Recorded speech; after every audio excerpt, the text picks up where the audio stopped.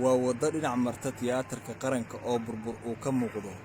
waxaa si isxilqaana u dayactiraya askari ka tirsan ciidamada xoogga dalka oo difaacii uu dalka u ahaa ku daraya buuxbuuxinta meelaha laamigu ka burburay iyo rinjiyeyntiisa. laba xidigle Cabduqaadir Maxamed Maxamuud oo ka tirsan ciidamada xoogga ahna taliyaha barnaamijka isxilqaan ee ciidamada iyo askar kale oo ka tirsan qaybaha kale ee ciidanka ayaa si isxilqaana u qurxinaya goobaha muhiimka ah ee caasimadda ku yaal. annagu shaqaanu ku jirnay, shaqadanna waa shaqo qaran sidaad ogtihiin. kelmadda isxilqaan waxaa iclaamiyey oo keenay madaxweynaha jamhuuriyadda, annaguna waxaanu raacnay baaqiisii waana fulinaynaa mar kastaba madaxda awaamirtooda inaan qaadanaan diyaar u nahay.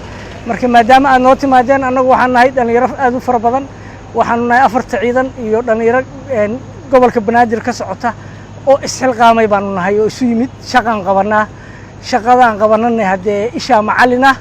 xildhibaan Cabdi Shire Ciyaar Jecel ayaa dhankiisa ku dhiirigeliyay ciidamada ka qayb qaadanaya barnaamijka isxilqaan inay sii wadaan ka shaqaynta soo celinta bilicda.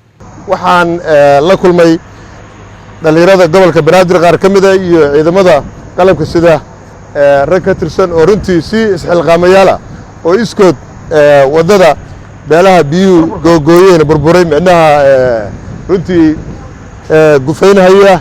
waa wax runtii lagu farxo oo lagu diirsado. aad baan u bogaadinayaa, aad baad u mahadsantihiin.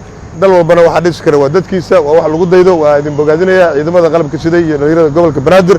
dhamme Abwaan Daahir Cabdi Axmed oo ka tirsan ciidamada ilaalada deegaanka ayaa fariin u diray bulshada ku nool Muqdisho isagoo kula dardaarmay qayb ka noqoshada qurxinta caasimadda iyo shaqada ciidamadu ka wadaan caasimadda isxilqaanka ah. bulshada nabada iyo balad nadiif ah inta haddii leedo dawlad ma dhimana. gudoomiyaha gobolku duqa magaalada wuxuu diidan yahay digreetana ku diray dariiqyada la maro qashin daadsanoo fayadhowrka dila. qashin daadsanoo fayadhowrka dila. duqa gobolka yagu wuxuu diidan yahay dariiqyada la maro iyo wixii magaranaysaa jidadka oo la dego ayuu diidaya. sandaqday soo wada qaadayaan, mid walba wuxuu tukaankiisii oo furan buu ka hormarinayaa sandaqad oo wuxuu soo saarayaa bartii ay loogu talagalay bulshadu inay marto. Maxamed Ciise Kona, Universal TV, Muqdisho.